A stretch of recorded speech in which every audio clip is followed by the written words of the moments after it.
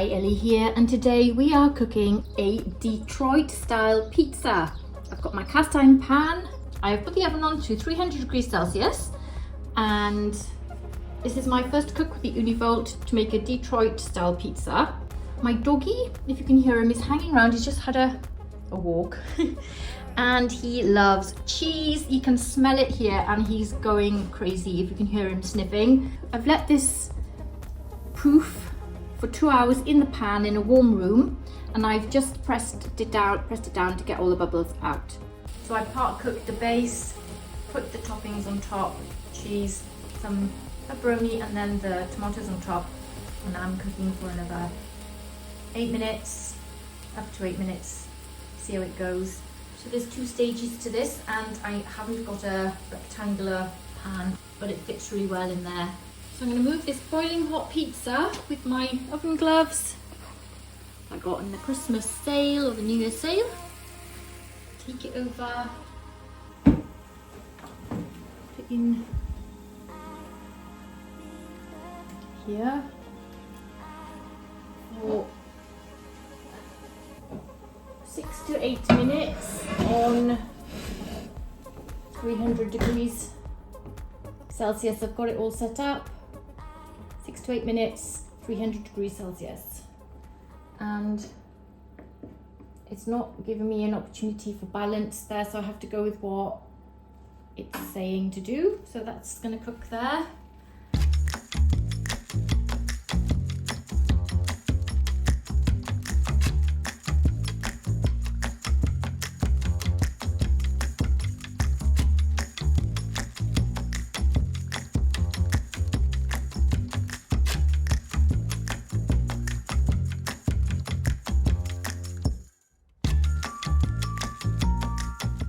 From my experience of what has happened so far in this oven, I think it's very relaxing using it because you can potter around the kitchen. Everything's easily accessible to make your cooks. If you're entertaining, you're just by it and you don't have to keep your eye on it all the time, and you can produce really good pizzas that are up there with a wood-fired cook in your kitchen with your friends inside.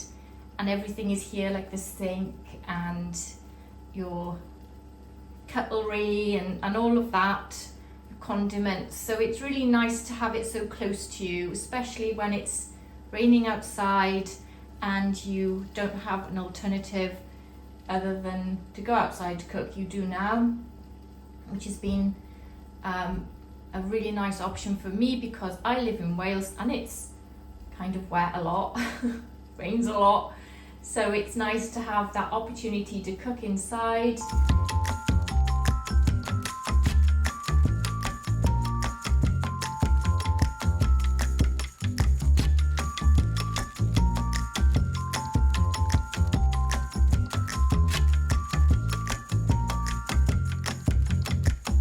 This is cooking very well. The clock timer says I've got like 2 minutes left and I haven't turned it round, and I'm looking at this and I don't think it's cooked yet, so I'm gonna just have a look at it because it doesn't look cooked.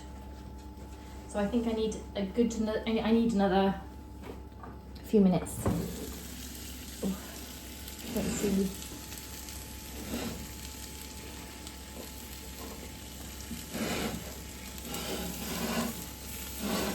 Yeah, I need give it a turn around, and definitely needs another,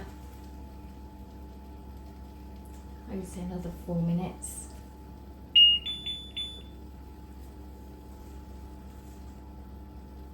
Haven't worked out how to turn that off yet. I don't mind it actually because it kind of, I know that I'm hitting the right part of the dial. I don't mind the sound, it's not annoyed me yet.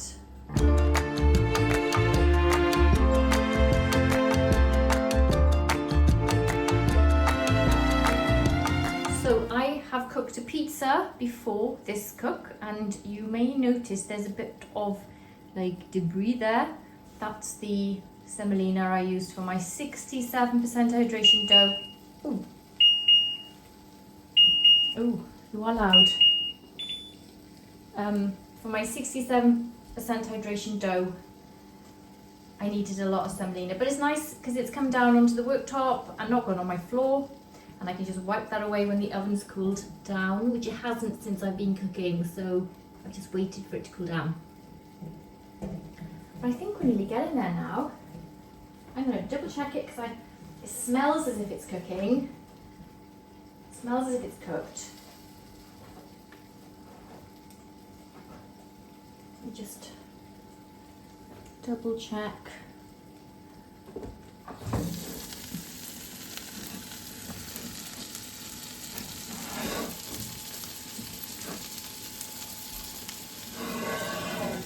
Ooh.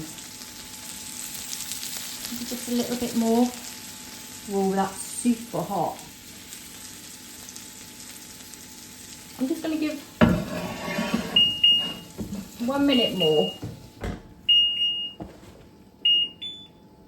Actually,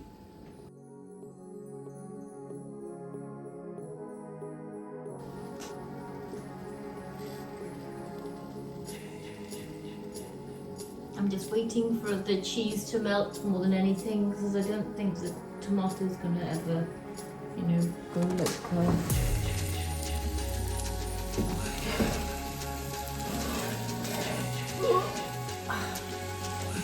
I'm going to go with that.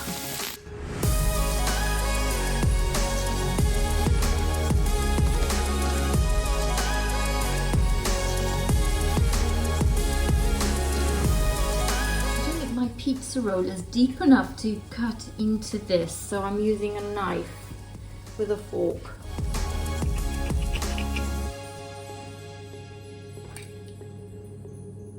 Like half of the cheese is on there.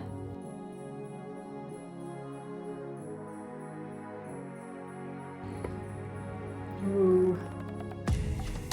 Ah.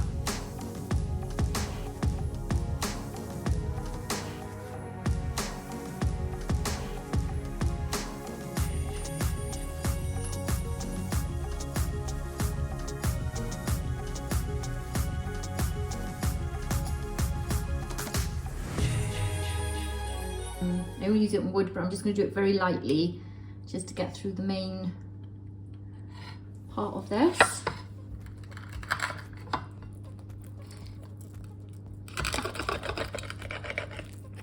So good. Here we are. Ooh, that's the base. Look at that big bubble there.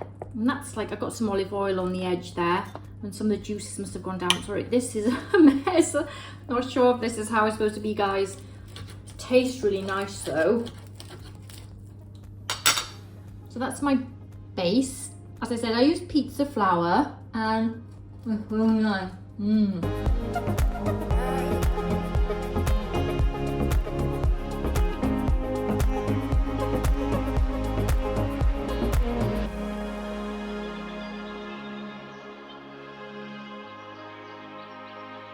I use pizza flour. Oh, that bit there is like caramelized. Very nice. Whole with my dough proofed.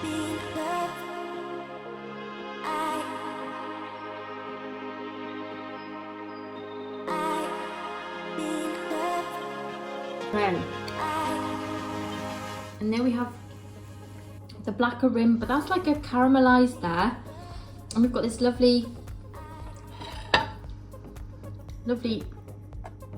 cooked base. See the dough hole there, and that's the colour of the base. So that's the base, very nice. Glad I put it in before. And the top is super nice. The dough has come out really well with pizza dough flour. I wasn't sure whether I was supposed to use bread flour or not in it, but because it's a pizza, technically, I didn't use bread flour, I used pizza flour.